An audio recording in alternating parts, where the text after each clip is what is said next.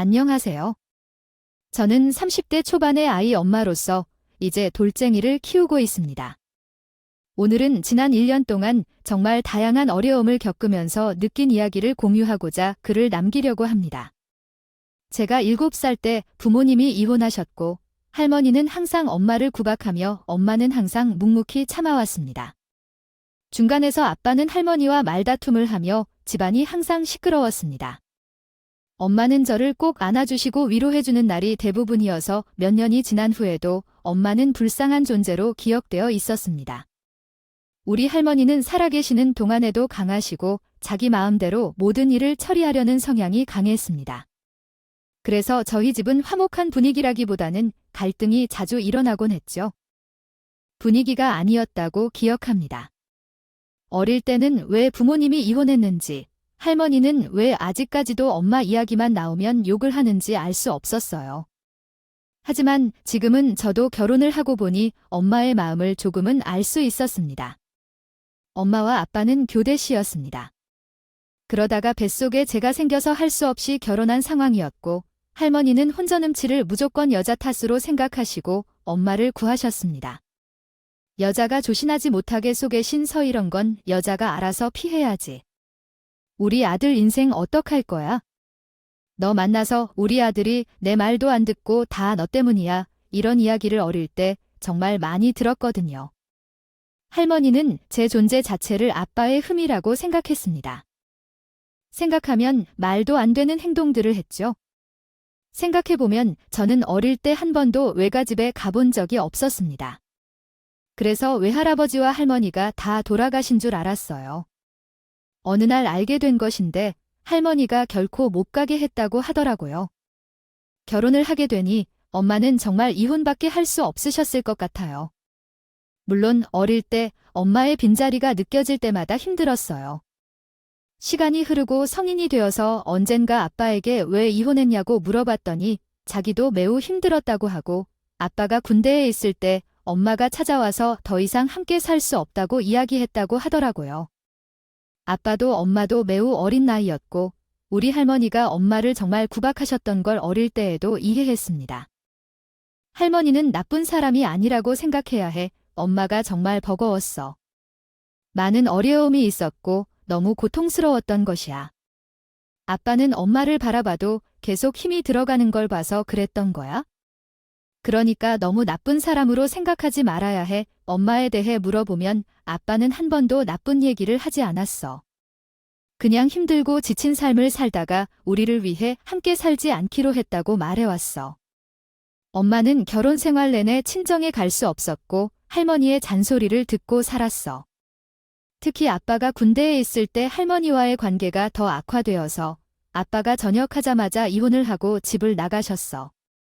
엄마가 말씀하셨습니다. 아이가 이미 크고 이제는 다시 학교에 가서 공부를 하고 싶다는데 할머니는 그 뜻을 받아들이지 않으셨다고 해요. 그러자 분위기가 더욱 긴장되었던 것 같습니다. 할머니는 앞으로는 아이 앞에 나타나지 않겠다는 조건으로 이혼을 하라고 하셨고 엄마는 그 조건에 따라 외국으로 유학을 떠난 상황이었습니다. 돈을 가져가고 싶은 당신이 유학을 하러 가자 하면서 한국에 있으면 당신은 지금처럼 힘들게 살아야 하고 아이를 생각할 것이니까 돈을 받고 한국을 떠나서 서로 미련을 가지지 않고 살 수 있을 거야. 아이는 내가 잘 키울게. 정말 미안해. 당신의 삶을 지금부터 찾아가야 해. 아빠는 엄마에게 진심으로 미안하다고 했다고 전했다. 제가 이해한 대로 말씀을 전해드렸는데요. 불편하신 점 있으면 말씀해 주세요. 아빠는 가혹한 일을 겪었거나 하면서 마음이 상한 엄마에게 비행기 표를 사주고 유학을 가서 원하는 공부를 할 것을 권유했다. 그러나 할머니가 그 사실을 알게 된 후에 아버지에게 오랫동안 노여움을 표했다. 넌 왜 저 무슬모한 사람에게 돈을 줘? 자기도 살겠다고 자식을 버리고 간 놈에게 다시는 우리 앞에 나타나지 말라고 했으니 너도 더 이상 신경 쓰지 말고 라고 말했다. 마지막이니까 그냥 만나서 미안해하고 싶었던 거였어요. 다시는 만나지 않을 테니 너무 걱정하지 마세요. 그런 이유로 부모님은 이혼하셨고 아버지는 몇 년 동안 정말 나 하나만을 위해 살아오셨어요. 아버지가 혼자서 나를 키우는 것은 쉬운 일이 아니었어요. 말씀하시는 바는 아버지가 만난 새 여성이 할머니의 친구의 딸이었다는 것이 맞습니까? 그리고 그 새 여성도 이미 이혼을 하신 분이었으며 두 아들이 있었나요? 제가 잘하고 또 저에게도 잘해주셨습니다. 이번에 필요한 음식을 살 것 같은 것을 보내주셨어요. 그리고 아버지 몰래 제가 용돈을 넣었어요. 여자들은 꾸미는데도 돈이 많이 들어가니 남자들은 잘 모르시죠. 1년 정도 유학 생활을 할 때도 모든 음식과 필요한 재료들을 보내주시고 늘 아버지 몰래 용돈을 챙겨주셨어요. 새엄마가 생기고 나서 엄마라는 역할이 이런 것이구나 느낀 적이 많았습니다. 처음에는 아줌마라고 불렀지만 어느 순간부터는 엄마라는 말만 믿고 있었어요. 특히 결혼 준비할 때 친정엄마가 없는 티가 나지 않게 도움을 많이 주셨어요. 새엄마는 할머니예요. 장례식 또한 당신을 위로해 주셨고 상봐도 새엄마라고 말하지 않아도 될 정도로 새엄마와 친해져 있었습니다. 누군가에게 미리 말하지 않으면 아무도 새엄마라는 사실을 모를 만큼 우리 사이에 자연스럽게 녹아들었어요. 또한 아주 감사합니다. 제가 결혼할 때 저의 부모님께 새엄마로 소개했습니다. 우리를 가족으로 받아주셔서 항상 감사드립니다. 또한 나도 영원히 엄마의 딸로 있겠어요. 아니, 엄마가 이렇게 아름다운 딸을 얻어서 기뻐요. 우리가 만난 만큼 더 재미있게 살아가요. 항상 엄마의 도움이 필요하다면 엄마에게 부탁할 걸 알아요. 엄마는 우리 딸을 위해 무엇이든 해줄 수 있어요. 그리고 제가 항상 새엄마에게 감사했어요. 특히 혼자서 딸을 키우느라 수고하신 우리 아버지에게 정말 대단하다고 생각해요. 이분을 만나게 된 게 정말 좋아요. 하루를 즐겁게 보내고 있느라 걱정하지 마세요. 우리 딸 지영아. 결혼식 때 아빠를 걱정하지 말고 행복한 일들에만 집중해. 이미 우리 딸이 커서 시집을 가니 아빠는 너무 기뻐한다. 아빠 옆에 의지할 수 있는 사람이 있음을 알면 얼마나 힘이 되는지 몰라요. 새엄마와 아빠가 자주 등산을 하며 행복하게 지내고 계시니 처음부터 마음이 편안했어요. 새엄마가 새엄마라는 사실을 신랑만 알고 있고 아무도 엄마를 새엄마로 안 보았기 때문에 우리 사이가 좋았어요. 신랑은 자신과 어머니가 닮았고 당신 또한 정말 잘 대해주시네요. 이번에도 음식을 보내주시고 장모님도 계셔서 행복하고 좋습니다. 나는 연애를 하게 될 때부터 새엄마가 대단히 다정하고 착한 사람으로 비춰졌고 저는 그녀를 친엄마처럼 생각하고 잘 대해주었습니다. 용돈도 받고 항상 선물을 챙겨주시는데 명절에는 선물도 드리고 성과급이 나오면 명품 가방도 사드렸습니다. 그럴 때마다 새엄마는 우리 딸 너무 좋아, 내 딸 너무 고마워 라고 하셨죠.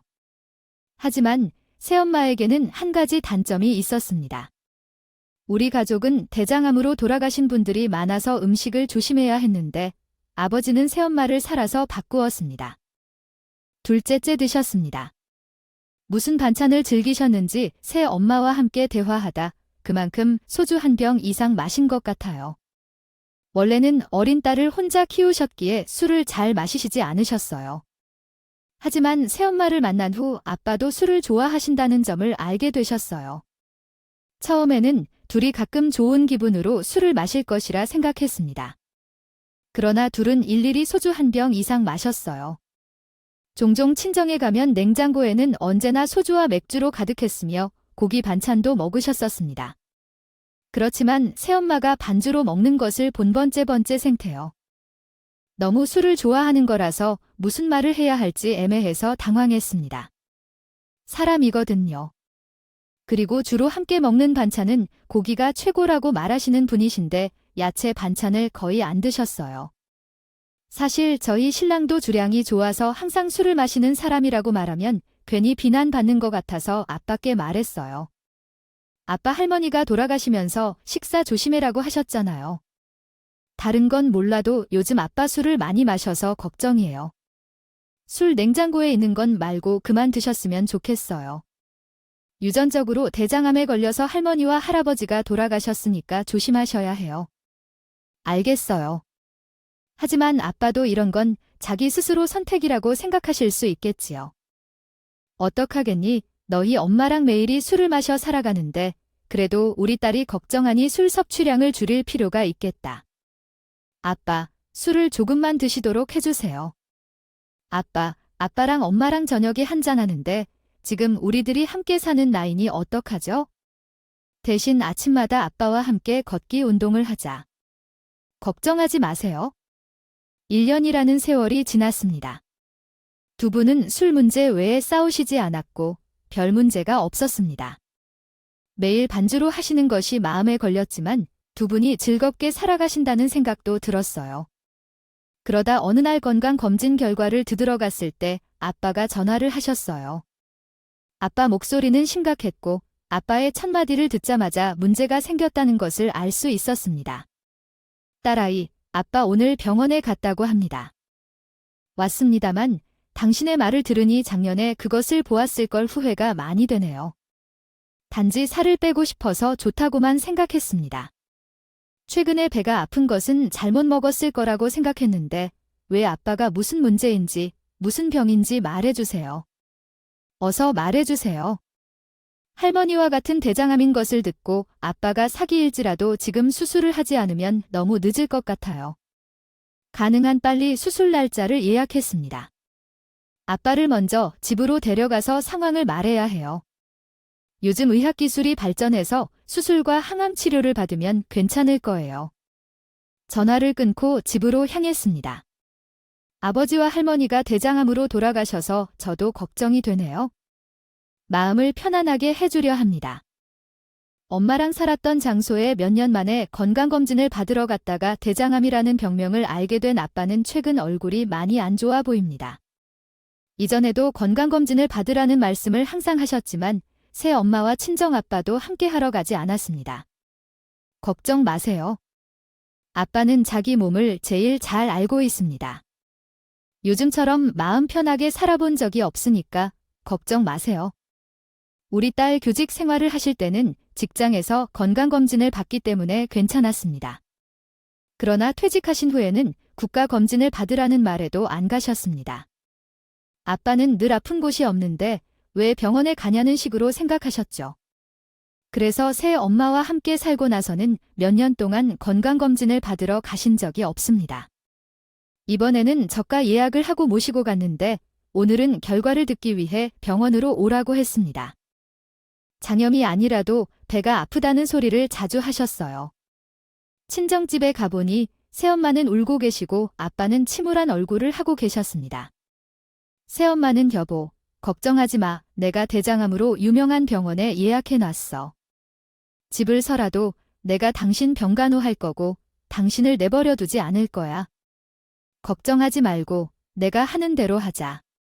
아빠, 우선 연금도 나오시고 지금 집을 팔고 이사 가시면 치료하는 거 걱정 안 하셔도 돼요. 그리고 암은 국가에서 병원비를 지원해 주잖아. 그러니까 아무 걱정하지 말고 나을 생각만 하세요. 우리 딸은 아빠 걱정하지 말고 좋은 생각해. 엄마가 아빠를 잘 챙길 테니까 새엄마의 이런 말이 정말 도움이 됩니다. 고마웠어요. 사실은 제 속에 아기가 있었거든요. 그래서 아빠를 동반해 매번 병원에 가는 것도 사실상 힘들었습니다. 친정집과 우리 집은 2시간 거리에 있었고 새엄마가 찾은 병원은 현재 집에서 조금 먼 편이었어요. 아빠와 새엄마는 둘 다 운전을 하지 않아서 차가 없었습니다. 그래서 택시를 타면 1시간이 넘게 걸리는 거리였고 지하철로는 한 번에 갈 수 없어서 3번 갈아타야 했어요. 아빠 상태가 매우 안 좋아서 수술을 한 달 뒤로 잡을 수밖에 없었고 그 사이에 10번 정도 병원을 왔다 갔다 하셨습니다. 어느 날 새 엄마가 제게 말씀하실 내용이 있다고 하시더라고요. 우리 집을 팔고 병원 근처 투룸으로 이사할까 고민하고 있어서 일단 전세로 들어가서 2년 정도 거주하면서 항암 치료도 받을 예정입니다. 해야 하고 방사선도 해야 하는데 왔다 갔다 매번 택시를 탈 수도 없고 그래서 집으로 알아봤고 지금 집을 팔았어 하시더라고요. 아빠는 새엄마에게 미안해 하셨어요. 이 넓은 아파트에서 살다가 원룸방에 살면 불편할 거야. 거기 엘리베이터도 없어서 올라가야 하는데 당신 무릎도 좋지 않아. 나 때문에 어떻게 해야 하는 거니? 당신이 고생하겠네. 지금 계단이 문제예요. 운동하는 데는 이 정도가 문제 없어요. 우리에게 제일 중요한 건 당신이 낫는 거예요. 그러니까 당신은 아무 걱정하지 말고 이사도 내가 알아서 계약하고 다 해줄 테니까. 아무것도 걱정하지 마세요. 엄마 너무 고마워요. 정말 앞으로 엄마를 더 잘 대하겠어요. 엄마가 하는 대로 하자니까 이사 날짜만 알려주시면 저희도 도울게요. 임산부가 이사를 도우면 어떻게 해야 하니까요? 다 엄마가 알아서 계약하고 이사 준비도 엄마 혼자서 다 할 수 있어요. 그러니까 너는 안 해도 된다는 거야? 다 정리가 되면 그때 연락할 테니까 걱정하지 마세요. 요즘은 이사도 포장이사라 어렵지 않아요. 그러니 오지 말고 걱정하지 마세요. 새 엄마가 하는 대로 다 했습니다. 제가 모시고 갈 수도 없었고 사실 알아보니 많은 암 환자들이 병원 근처 월세집을 구한다는 글들을 많이 볼 수 있었어요. 두 분은 대학병원 근처 투룸으로 이사를 가셨어요. 한평생 40평대 아파트에 살다가 좁은 원룸으로 이사 간다니 마음이 좋지만 않았지만 선뜻이 모든 집을 알아봐 주시고 아빠의 건강이 제일 중요하다고 생각해 주시며 이사까지 혼자서 다 해준 새 엄마가 너무 고마웠습니다. 저희는 투룸을 전세로 구한다고 생각했어요. 하지만 한 달 후에야 그게 전세가 아니라 월세인 것을 알게 되었고 우리가 알고 있던 금액과도 맞지 않았습니다. 왜 한 달 후에야 이 사실을 알게 된 걸까요? 지금부터 말씀드리겠습니다. 아빠의 수술을 하기 전 일주일 전에 전화가 와서 아빠가 살고 있는 집의 전세집 주인이라며 전화를 했습니다. 여기 203호 아저씨가 쓰러져 있어요. 대장 환자를 왜 매일 혼자 걷게 하는 거니까 라고 핸드폰에 저장되어 있는 대장 환자마당으로 말씀하며 지금 당장 오세요. 자식이 아픈 아비한테 이런 일이어도 되는 것인가 라고 했어요. 저의 아빠가 쓰러지셨다고 하셨는데 제 엄마도 함께 사시는데 왜 아빠가 혼자 집 앞에 쓰러지셨는지 궁금합니다.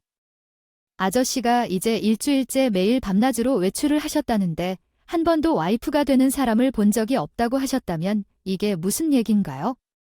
그리고 이번 달에는 월세를 내지 않는 이유가 무엇인지 궁금합니다. 우리가 전세로 계약했다고 알고 있는데요. 2억 5천만 원을 전세금으로 받았다고 하셨는데 그게 무슨 얘긴가요?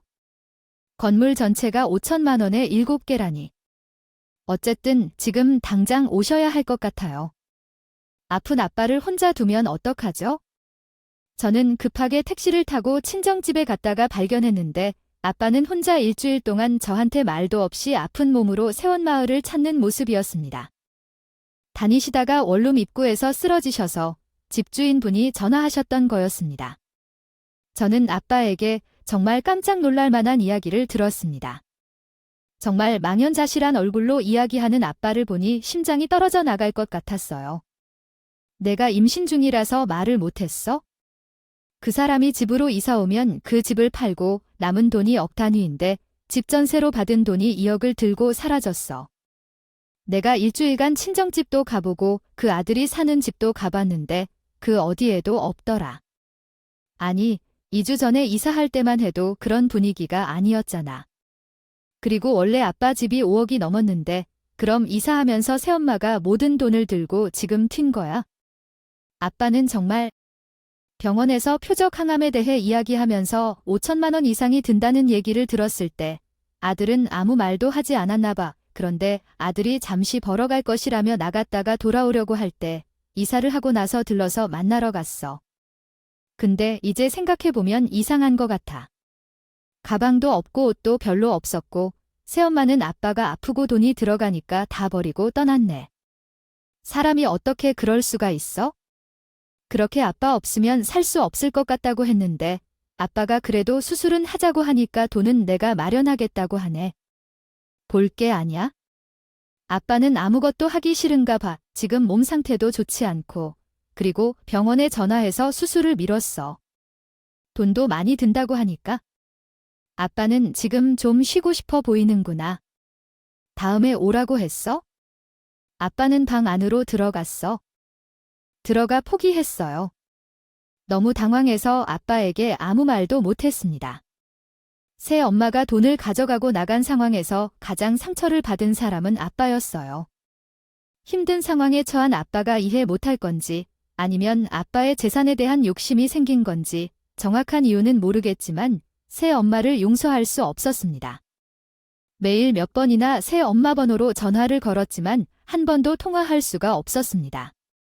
아빠와 이렇게 가까웠던 게 완전히 달라지니까 너무 힘들었어요. 다음 날은 회사를 마치고 아빠가 있는 원룸으로 돌아갔습니다.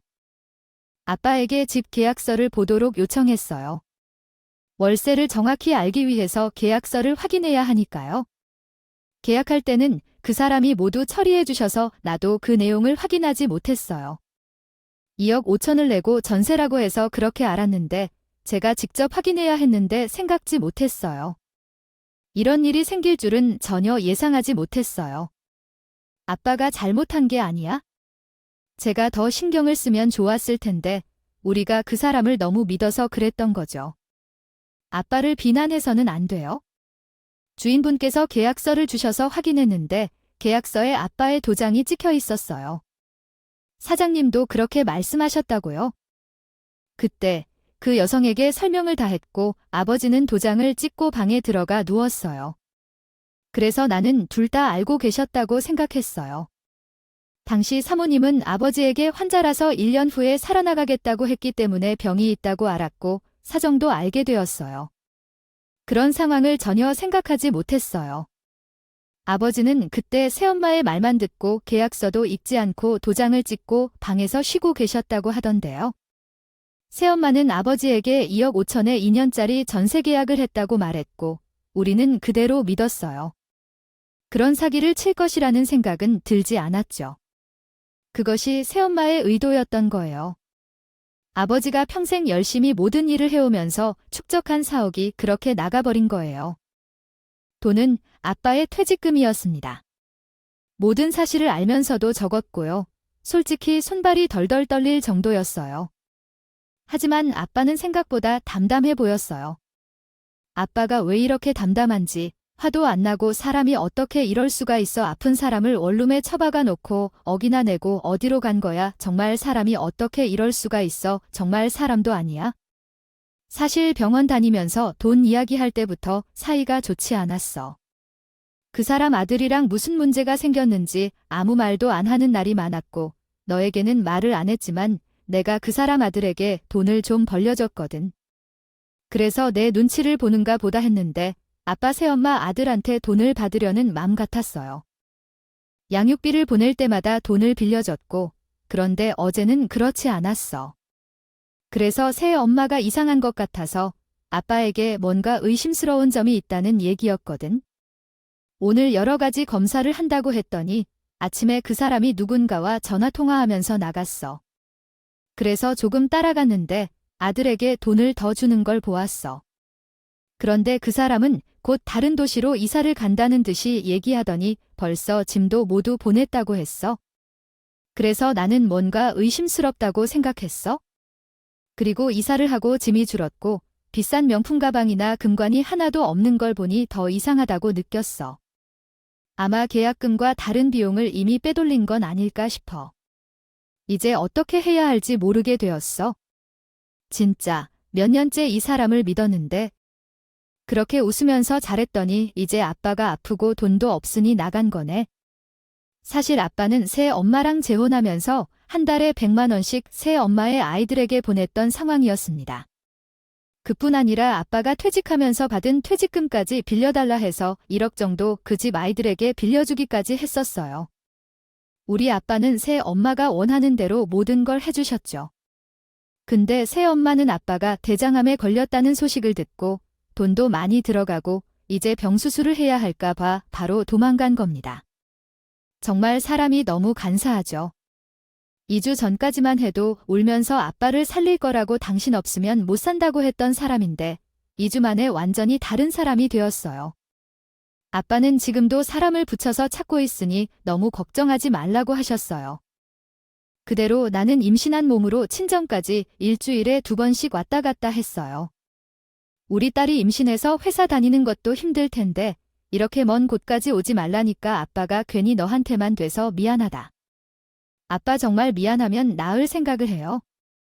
밥도 잘 챙기고요. 이 세상에 가족이라곤 아빠뿐이잖아.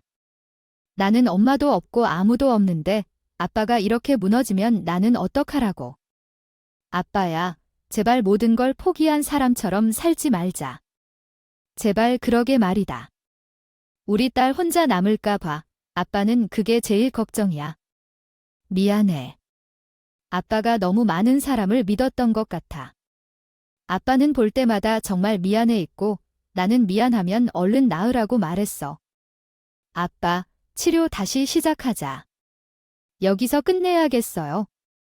병원에 알아봤어요. 우선 항암 부작용 아니다. 내가 무슨 수술을 해서 평생 모은 재산도 다 날리고 하나 있는 딸이한테 이렇게 부담 주는 인생 살고 싶지 않았는데 나는 이렇게 살려다 다 내가 너무 그 사람을 믿었던 탓이지. 다 내 탓이야.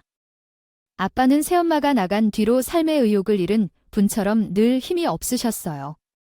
간간히 약을 타서 드시긴 했지만 식욕도 없으신 건지 거의 드시지 않았죠. 아빠는 점점 나약해졌어요. 그런 아빠의 모습을 볼 때마다 얼마나 울었는지 몰라요. 그러던 어느 날이었습니다. 그날도 저는 아빠 생각에 친정으로 퇴근을 했고 저녁 반찬으로 아버지께서 좋아하시는 전복을 구입한 후에 친정집으로 향하는 길이었어요. 검은색 대형 외제차에서 아버지께서 내리시는 거예요. 멀리서 아버지 모습을 보고서 아버지라고 불렀죠. 제가 아는 아버지 지인들 중에는 이렇게 고급차를 타시는 분은 아무도 없었습니다. 그래서 임신한 몸으로 아버지에게 뛰어갔어요. 혹시나 아버지가 나쁜 길로 빠지지 않을까 걱정이 됐거든요. 그러자 어떤 여성분이 내 이름을 부르면서 갑자기 울기 시작했습니다. 지영아, 임신했는데 뛰면 안 돼. 뛰지 말고 조심조심 천천히 와. 근데 왜 처음 보는 분인데 제 이름을 부르면서 제 걱정하는 걸까요? 저랑 너무나 닮은 얼굴을 하신 것 같아서 나도 모르게 눈물이 나더라고요. 그 분이 바로 저와 같아 보였습니다. 엄마였습니다. 저는 아빠를 쳐다보았습니다. 아빠는 오신 얼굴이었어요. 내가 형이구나. 정말 잘 컸네. 너무 보고 싶었단다. 우리 딸, 엄마가 정말 미안하다고 할머니가 돌아가시면 꼭 너를 찾아가려고 했는데 내가 너무 늦었구나. 이제라도 엄마가 왔으니 아무 걱정하지 말렴. 엄마가 다 알고 있어.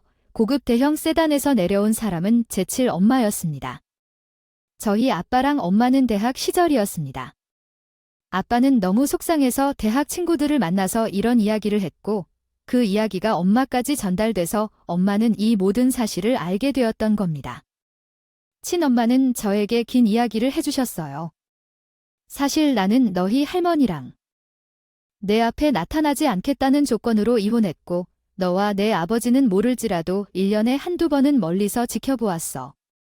하지만 할머니가 계셨을 때는 내 앞에 나타낼 수 없었고 그 후에 내 아버지가 원하셔서 잘 사는 모습을 보니 더는 관심을 두지 않는 게 좋을 것 같았어. 친엄마는 울면서 많은 이야기를 하셨고 그 이야기를 듣는 아버지도 함께 눈물을 흘리셨어. 그리고 아버지가 내게 정말 미안해했단다.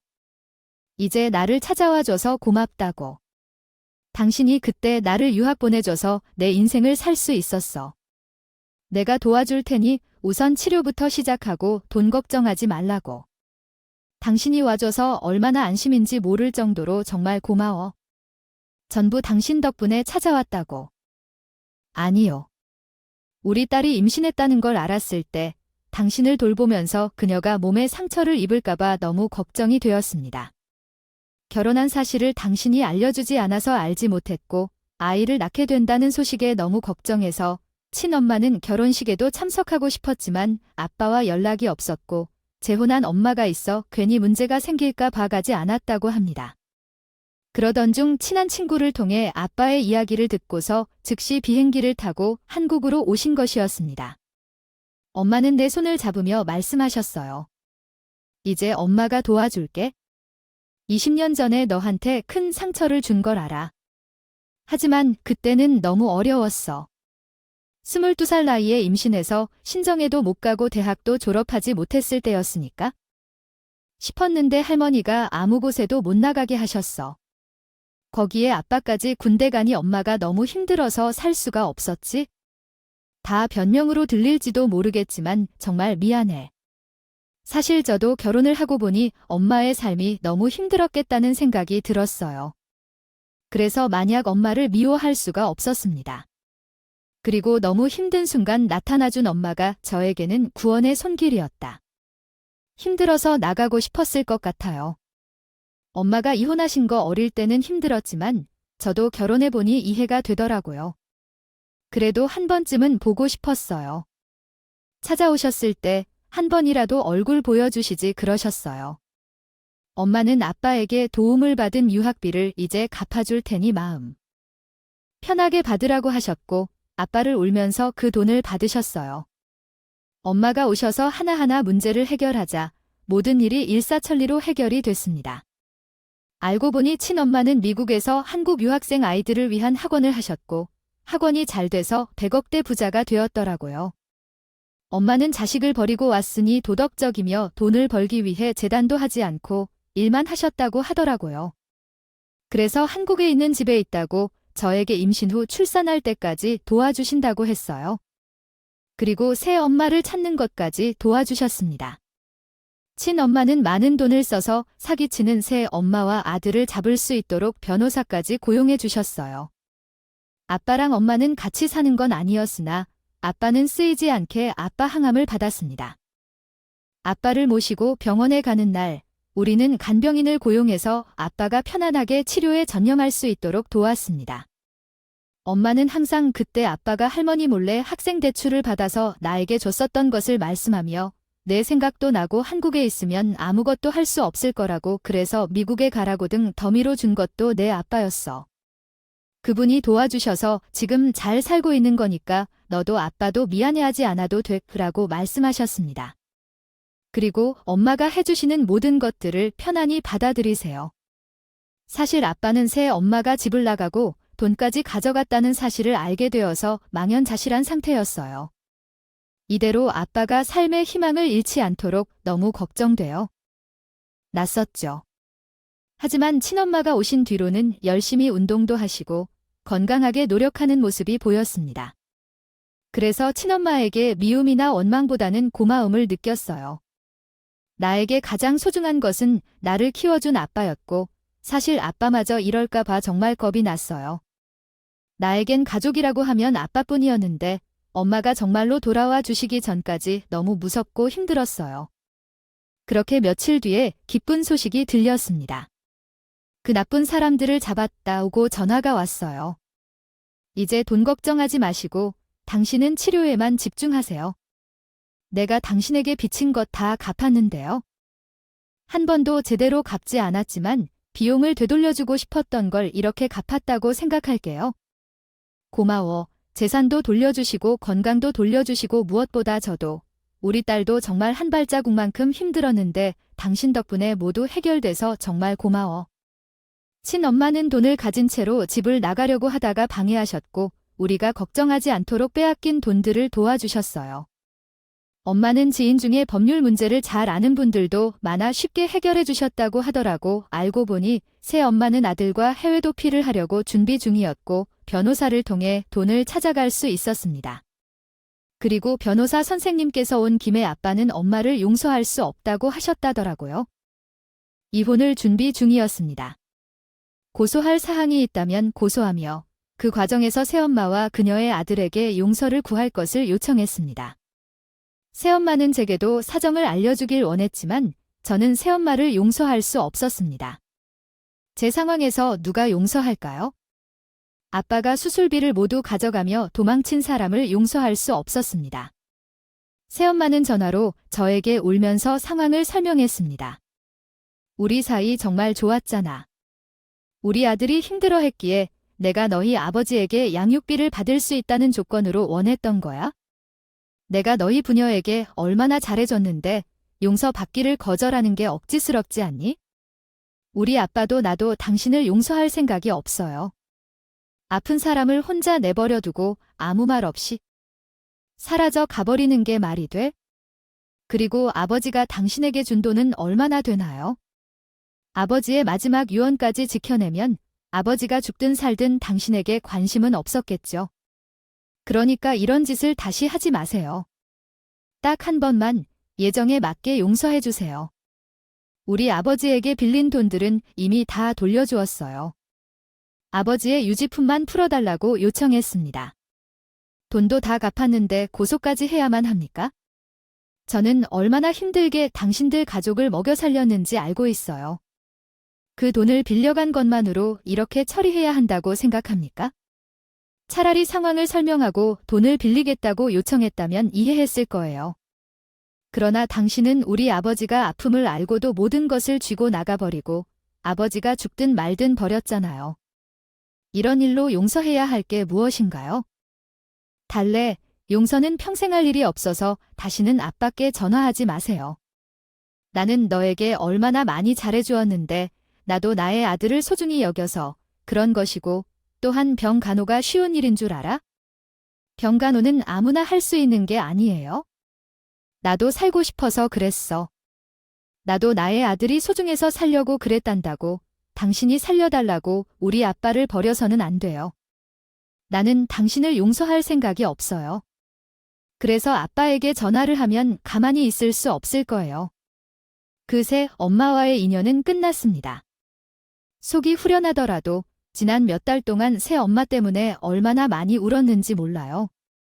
뱃속 아기까지 너무 걱정되지만 내게는 유일한 아빠가 삶의 의욕을 잃고 돌아가실까 무서워요. 일단 문장을 다양하게 나누어 내용을 이해하기 쉽게 하겠습니다. 낫거든요. 하지만 정말 극적으로 저희를 찾아와 준 친엄마 덕분에 모든 일이 잘 해결되었어요. 제가 출산을 하고 아이 100일 파티까지 해주신 엄마는 다시 미국으로 돌아가셨어요. 당신도 어서 나와서 내가 사는 집에 한번 와봐요. 당신도 미국에 한번 와본 적 없잖아. 그러니까 열심히 나할 생각만 해. 지영이랑 같이 오려면 당신이 건강해져야 되니까 정말 와줘서 고마워. 당신 덕분에 살 수 있었어.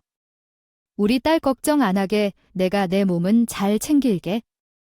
진심으로 고마워. 꼭 나와서 지영이랑 우리 손자 손자꿈 미국으로 갈게. 아빠가 요양원에서 나오시고 나면 저희 집 아파트 근처로 이사하기 했습니다. 아무래도 혼자 있을 아빠를 생각하니 마음이 편하지 않았어요.